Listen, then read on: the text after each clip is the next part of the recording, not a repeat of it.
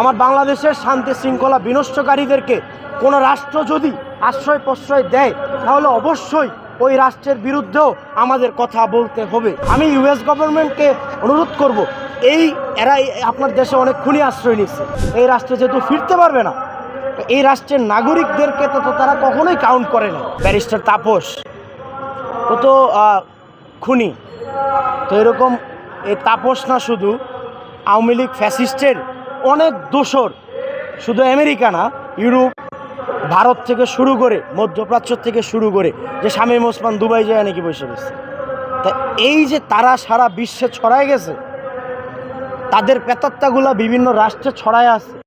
এখন তারা এই ধরনের মন্তব্য করতেছে এই রাষ্ট্রকে অকার্যকর করার জন্য। তারা যেহেতু তারা বাংলাদেশে তাদেরকে জনগণ তো সরাই দিছে, লাথি উৎসব ঝাড়ুর বাড়ি কইরা তারা সরাই দিছে, না তো পালাইতো না। ওবায়দুল কাদের সাথে বলছিল না যে পালায়া কই যাবে, আমরা পালায় কই যাব, ফখরুলের বাড়ি যাব।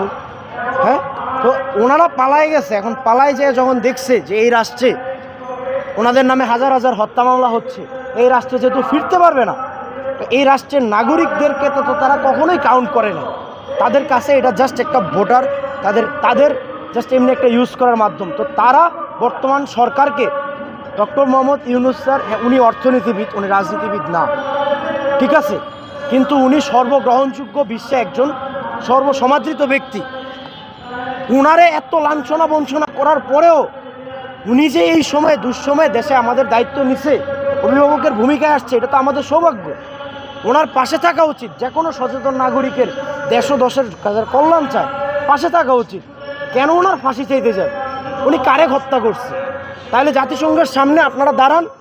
আপনারা যদি এই দেশের নাগরিক হন, আপনারা তো ভারতের ওই প্রেতাত্মা হইতে পারেন, ওই খুনি হাসিনার প্রেতাত্মা, ওই আপনার ভারতের যারা দালাল বাংলাদেশে বসবাস করতেছে, যারা পালাইছে ইউএসএ থেকে শুরু করে বিভিন্ন দেশে যা পালায় আছে।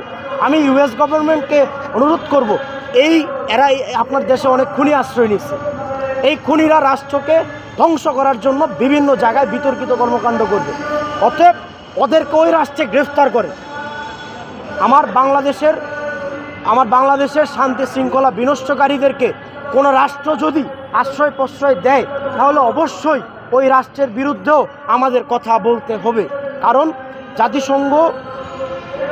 জাতিসংঘের সামনে এই ধরনের কর্মসূচি, যাই হোক, এটা হাস্যকর, এটা উদ্দেশ্যপ্রণোদিত, এটা আওয়ামী লীগের খুনি আওয়ামী লীগের এজেন্টটাই ওইখানে দাঁড়াবে, এছাড়া অন্য কেউ দাঁড়াবে।